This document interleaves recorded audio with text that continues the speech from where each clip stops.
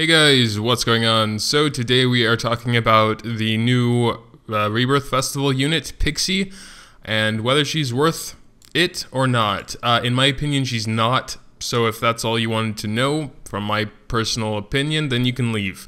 But if you want to see a review on them, then stick around and I'll tell you why. Really quick though, I do want to share something awesome that happened yesterday.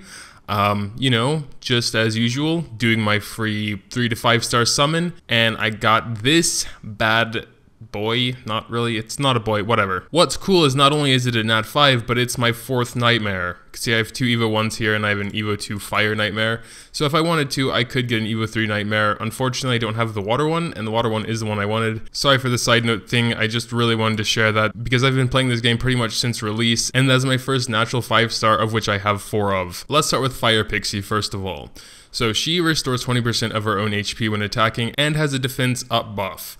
Until she has skill books, this defense up buff is pretty weak. We already have Wood Hannah that does 3 turns, and I think some others that do 3 turns as well. I think even Water Cottony will do 3 turns once you get her skill books up. So here we have Wood Hannah at a 3 turn. Water Cotton is already 3 turn without skill books, so keep that in mind. No idea why they decided to only make that a 2 turn, but it's pretty weak, especially for a Rebirth Festival exclusive Astromon. Adrenaline is okay for healers, but a 2 turn defense up is pretty weak. Taking a look at her Evo 3 6 star stats, we have solid across the board, more recovery, but that's fine for a healer, a lot of HP, so she'll have solid survivability, especially because of the adrenaline skill.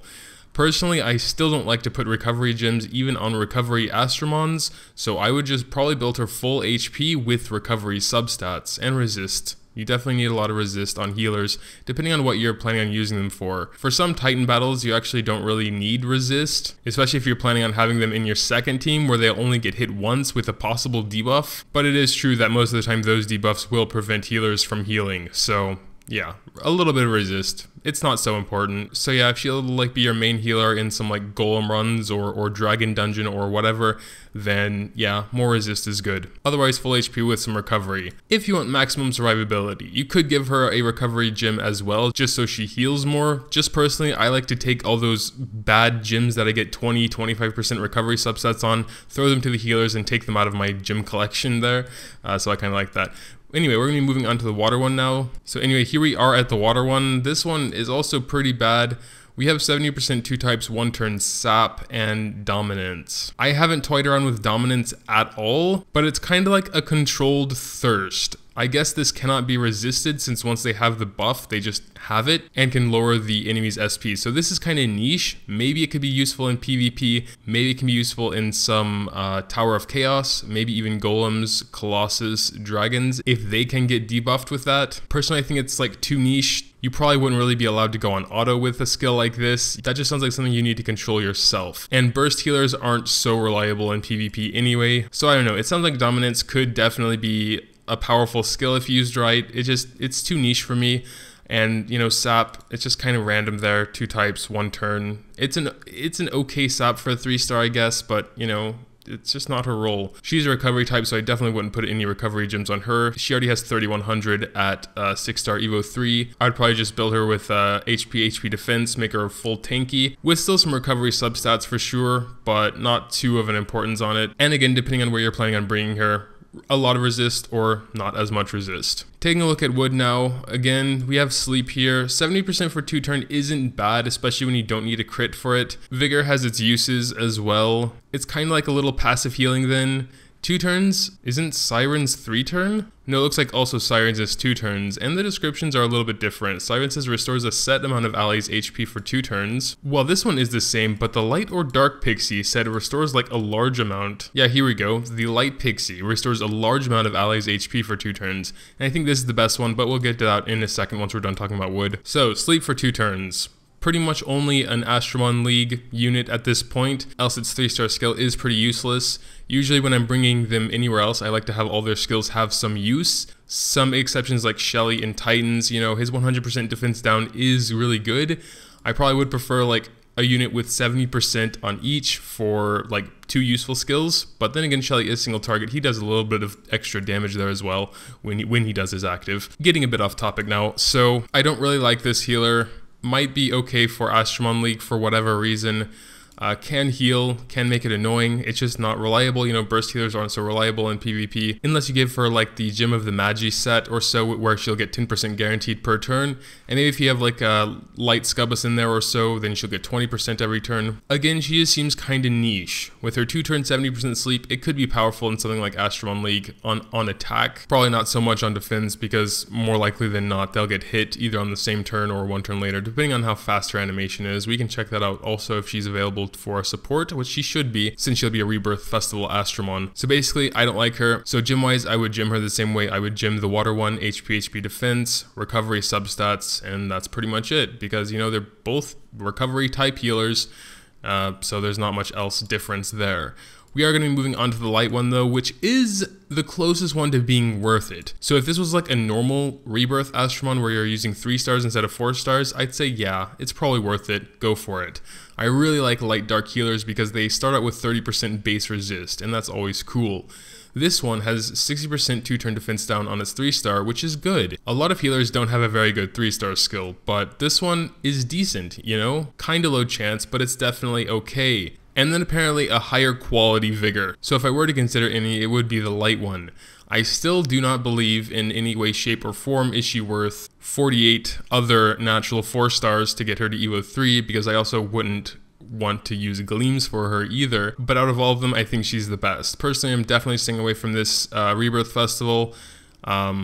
Hopefully she's not there for like 3 more cycles, or she gets changed, you know. She could also get changed, because right now they're all pretty unimpressive. I mean, I could be a little bit biased as well, since I've just never really been much of a healer person. Now that I'm starting to get my Titan teams a bit better, I do care a lot more about healers, obviously. They are very important to survive in Titans. I just don't really see how, except for the light one, they'd be all that useful. Light one is pretty good, but then again, it will never have an elemental advantage. So that's another thing you have to keep in mind. And finally, we're coming to the dark one, which does have Battle Rush, which is a good skill and can definitely make her a more viable Astromon than something like Astromon League. And then we have Resilience, which, again, I haven't tested. I don't know much about Resilience, so it's not really fair for me to say it's a bad skill or whatever. I just don't see it used much, probably because it's a pretty rare skill. I think like Water Hannah is one of the only ones to have it. Maybe one of the Cottonies or so, or the Mini Cats, one of them I think has it. And yeah, again, it's probably pretty decent. I assume it works like that if you lose half your health, you will get half of your SP, because it does say proportional, but we all know that's not exactly what that means. That's just what I can assume. So it could be a very powerful skill if you have consistent healing. So I don't know, maybe her, a passive healer perhaps. So just for me personally, when I think about healers, especially burst healers, I think about Titans, because that's the only place I really use burst healers. Well, that's not really true. I do use my Dark Cupid a lot, but that's kind of a different story because he also does quite a bit of damage. I don't know, I just haven't heard too much about Resilience or it being used in any sort of strategies, so I can only assume it's not really that important or great. And Battle Rush, you know, is good, HP and SP, but as far as Titans are concerned, it's basically just an adrenaline, because you can get 20% SP per turn. If you're really too unlucky to get orbs 5 times in a row, then it will help, but chances are that's not going to happen. And if you don't get orbs for your healer 5 times in a row, you're probably going to be dead anyway. So from a Titan standpoint, it's not that great. From a PvP standpoint, I don't think it's a really good idea to use burst healers, except like in Dark Cupid's case, where he does good damage also anyway, and can provide a very useful shield. Maybe Resilience is really awesome and it just hasn't really been tested that much. If you use a normal Nat 4, let's say a normal Rebirth, or even a capture event, I would probably go for her. I still think light is the best. And if we didn't go over her gym set again, I would probably do the same thing I did for Water and Wood, because she is the same practically. There's nothing special to her. She is a recovery type Astromon, recovery substats, HP defense, make her tanky, make her survivable. Same with the dark one as well. Is the dark one also a recovery? Yeah, the dark one's also recovery, so there you go. Don't really need to discuss gym sets all that much.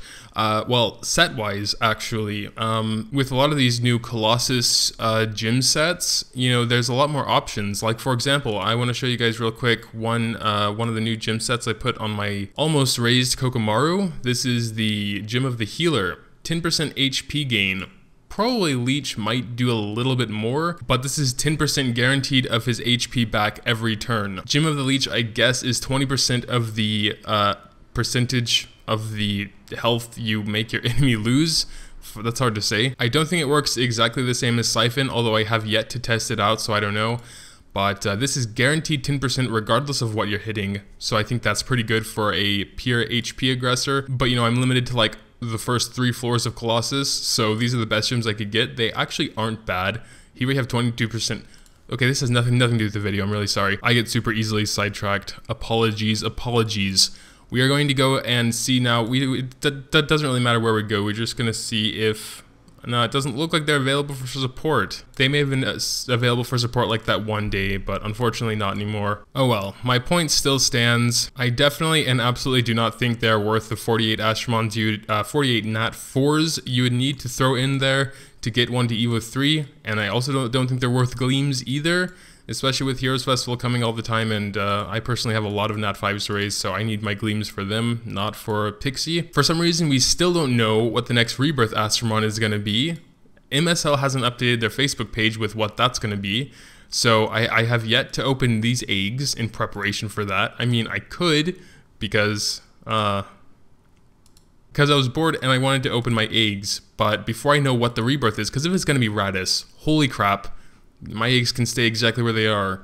I hope it's not Radis. That would be a huge waste of a month there for Rebirth.